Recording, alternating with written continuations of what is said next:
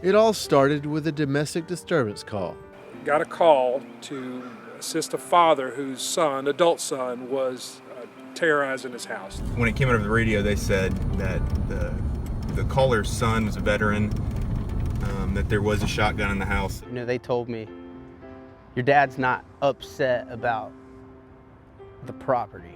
He's upset about an intangible thing such as your mental state, where you're at. Once I knew, veteran, combat veteran, things like that, idea kind of popped in my head to let me talk to this guy like a brother instead of a cop to a suspect on a domestic. You know, the outside stressors from going from having a career to no stability really, not having a place of my own, trying to make a way for myself, but it just seemed like every door that would open would immediately shut. Hey man, I'm Jonathan Guider. I was in the Marine Corps, 2 deployments. You could just kind of see the tension kind of wipe off of him a little bit. He was still kind of tense just because he didn't know where it was going to go. The idea of simply speaking to a veteran as a veteran seemed simple enough. So after the success of this case, Apex Police began working with mental health and veteran specialists to design a training program based on this method. Hey, Nick? Nick? It's the police department.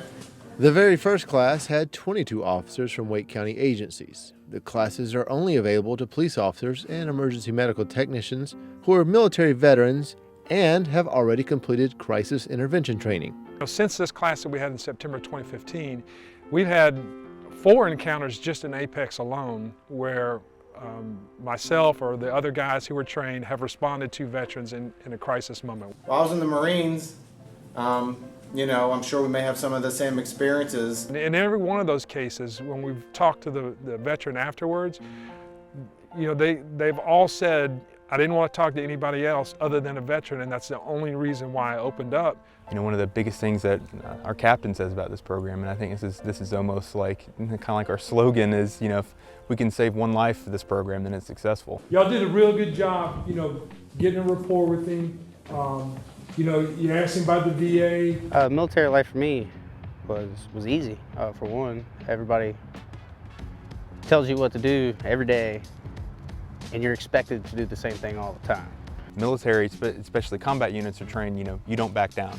Law enforcement, we're taught you don't back down. So it's just 2 rocks hitting each other, and nothing good comes from that. So if being in the position that I can help these people, I can maybe prevent them from hurting themselves, hurting a fellow officer.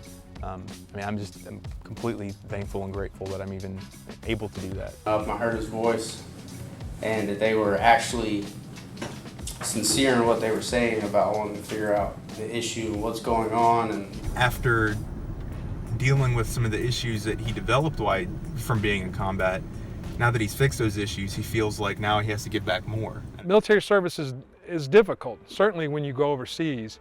And some people respond better than others, and you're going to continue to see, I believe, service members who that have service-related injuries based on being in the military, being deployed, what have you, that are going to translate to their civilian life here. Many combat veterans return to civilian life and can integrate normally.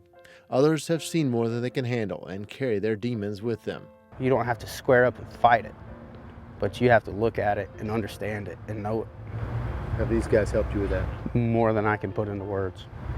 How have they helped you? They care. They legitimately care. The Veterans in Crisis program received the American Legion Local Post Award and the State Award for their work.